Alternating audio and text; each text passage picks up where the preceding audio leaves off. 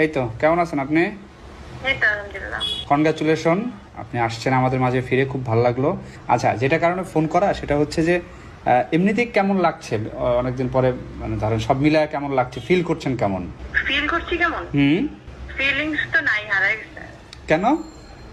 মানে এখনো বুঝে উঠতে পারছি না। ধরেন একটা একটা একটা রেগুলার যে লাইফ, যে হ্যাঁ। থাকে না মানুষের লাইফ, ওইখান থেকে তো একদম সম্পূর্ণ ব্রেক ছিল। হুম হুম হুম হুম তো একদম পুরো একদম মানে মানে একদম কি বলে এটাকে, অন্য একটা লাইফ ছিল না। এটা এখন ডিসক্রাইব তো করা যাবে না এক কথায়।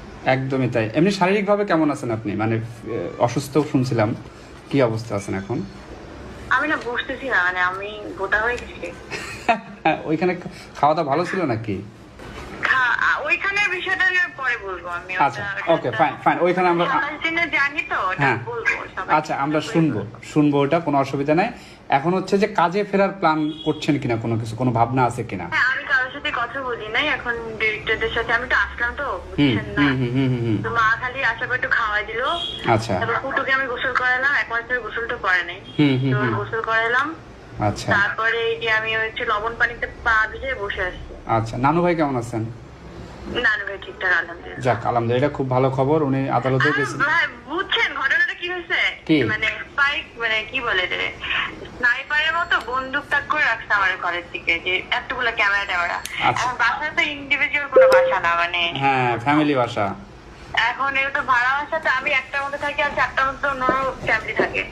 বুঝতে পারছি। তো এটা তো ওরা সম্ভব তো অনেক ডিস্টার্ব হয়, মানে সারাক্ষণ যে ক্যামেরা ধরে রাখে, সবাই তো ক্যামেরার সামনে যেতে ইউজ টু না। না। সারাক্ষণ বাসার সামনে লাইভ করতেছে, এই করতেছে, সেই করতেছে। আর আমার কথা হচ্ছে, বেঁচে থাকার জন্য মানুষের যতটুক আসলে আসলে নিড, ওইটুক ছেড়ে দিয়ে মানুষকে একটু বাঁচাই দেওয়া উচিত মাঝে মাঝে। তো এখন আমার বাসা থেকে বাসার জন্য, মানে বাসা ছাড়ার জন্য যে মানে দিচ্ছে আর কি, নোটিশ দিচ্ছে। নোটিশ দিয়ে দিছে অলরেডি? দিবে না? আপনার বাসায় আপনি রাখতেন, আমার বাসায় রাখতাম। খুবই স্বাভাবিক, দেওয়ার কথা। হ্যাঁ, আপনি তো রাখবেন না নিশ্চয়ই। আপনি ভাবেন তো আপনি বাড়িতে কি করতেন। তা ঠিক, হ্যাঁ। এখন আমার জন্য যে চারটা ফ্যামিলি ডিস্টার্ব হচ্ছে, আমিও তো এটা একজন সচেতন নাগরিক হয়ে আমি তো এটা মানে অন্য কেউ হলে তো আপনি মানতেন না, মানে খুব স্বাভাবিক। অন্য কেউ হলে তো আপনি মানতাম না। আরে ভাই, এটা কোনো সিরিয়া নাকি, এটা কোনো কাহিনী হলো নাকি? আমি এভাবে মানবো? আমি জীবনে তো মানবো না। আমার বাইরের অনেক ভদ্র দেখেছি, আমি আসার পরে জিনিসটা জানাইছি আমার ফ্যামিলিকে। আচ্ছা, সুন্দর করে। ওকে। তো আমার বাইরের বহুত ভদ্র দেখছি, আমার সাথে এখনো সহ্য করতেছে এগুলা। মানে কি করবো, কতক্ষণ তারা মানে পুলিশ দেখতেছে, কখনো র্যাব দেখতেছে, কখনো খালি আর্মিটা দেখেনি আর কি। কখনো সাংবাদিক দেখতেছে। হ্যাঁ, খালি সাংবাদিকের নিচে ওই মোবাইল নিয়ে, কতগুলো মোবাইল টোবাইল নিয়ে একদম। মানে জীবনটা অতিষ্ঠ করে ছেড়ে দিতেছে। এমনি তাহলে সাংবাদিকদের দেওয়ার মতো তো এই জায়গাটুকু রাখা উচিত, মানে খুব এইটুকু স্বাভাবিক। বোঝা উচিত যে ভাই রে ভাই কি বলবো। আচ্ছা, সাংবাদিকদের জন্য কিছু বলতে চান কিনা আপনি, সাংবাদিক এবং আপনার ভক্তদের জন্য? ডেফিনেটলি, মানে তাদের মানে সব যে সাপোর্টটা ছিল তাদের হয়। আমার একটা জিনিস না, এত কথা আমি রিয়েলাইজ করছি এই কয়েকদিনের মধ্যে, যে আপনি যদি মানে মন থেকে একজনকে শ্রদ্ধা করেন না, তো মানে এটা তো মানে ভালোবাসা যখন আসলে ওই শ্রদ্ধার জায়গা থেকেই হয় না। একদম তাই। ওইটা না ছোট কিছু দিয়েও নাড়ানো যায় না। তো আমি তো আসলে তাদের জন্য একদম ঠিক, হ্যাঁ। এখন কে আমার এই মানে আমি তো হুট করে একদিনে পরিমণি হই নাই। অনেক অনেক মানে কতগুলো স্টেপ পার হয়ে আমার এখানে আজকে দাঁড়াচ্ছি, এটা তো আমি জানি। আর যারা আমার সাথে জার্নিটার মধ্যে ছিল তারা দেখছে আমার পুরাটা। এখন তাদেরকে তো হুট করে পরিমণির নাম মন থেকে মুছে ফেলতে পারবেন না। আচ্ছা। পরিমণিকে এখন আসামি বানায় সিলগালা লাগাই দিতে পারবেন না। আচ্ছা। তো আমার হচ্ছে আমার তাদের নিয়ে কাজ, তাদের নিয়ে চিন্তা, ওকে, তাদের জন্য আমার সবকিছু। মানে আমি বাকিটা কিছু মাথায় রাখতে চাই না। গ্রেট গ্রেট, খুব ভালো বলেছেন। আর এমনি দুইটা প্রশ্ন করবো। একটা হচ্ছে যে এমনিতেই পুরো ঘটনাটা নিয়ে আপনি কিছু দেখা করলাম, মানে গাড়িতে আস্তে আস্তে আমার মানে এত মানে গলা ভারী হয়ে গেল এটা দেখে, যে মানে এক্স্যাক্টলি এটাই তো, মানে এটাই লাইফ আসলে, কি বলবো আর। এটাই লাইফ। হ্যাঁ, হ্যাঁ, কি সুন্দর লেখা বললাম, আমার কি ভালো লাগলো লেখাটা পড়ে। মনে হলো যে মানে আচ্ছা, নিউজ হোক, আপনি যে মেহেদি দিয়ে নিউজটালি হোক। আচ্ছা, মেহেদি দিয়ে যেটা লিখছেন, এটা কাদের উদ্দেশ্যে?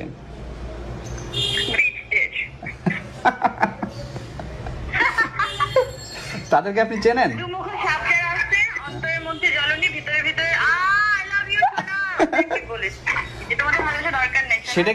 সেটাকে আপনি চিনে ফেলছেন? কারা তারা? আপনি কি চিনে ফেলছেন কারা তারা? Definitely definitely definitely. Okay, great.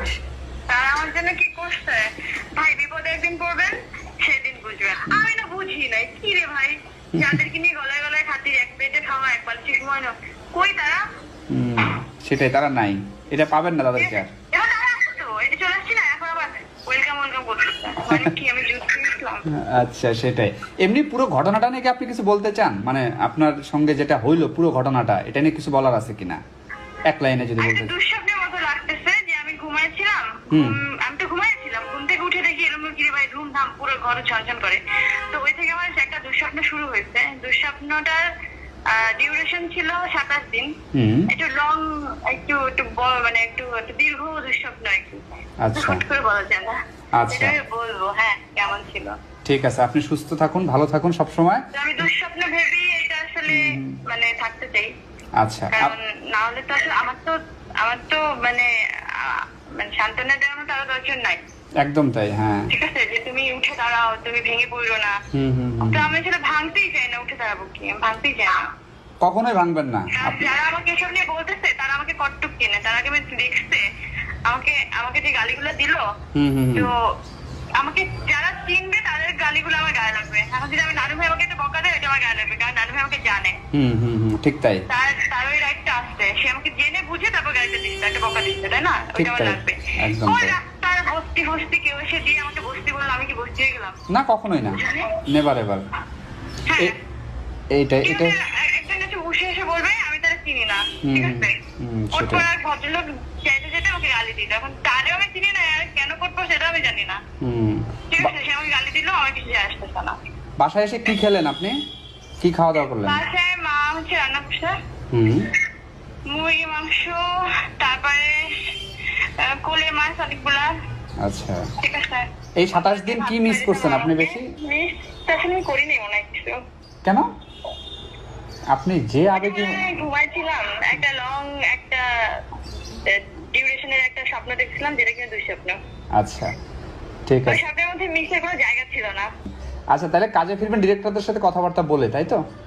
খুব, হ্যাঁ, একটু ফ্রি হয়ে সন্ধ্যাবেলার দিকে আমি দেখি কমিউনিকেট করি, সবার সাথে মিটিং ফিটিং করে আমি সব, মানে যত দ্রুত আমি বাসার থেকে বের হয়ে একটু ক্যামেরার সামনে দাঁড়াতে পারি, তত তাড়াতাড়ি মনে হবে যে আমার আত্মার মতো জানটা চলে আসছে আর কি। গ্রেট।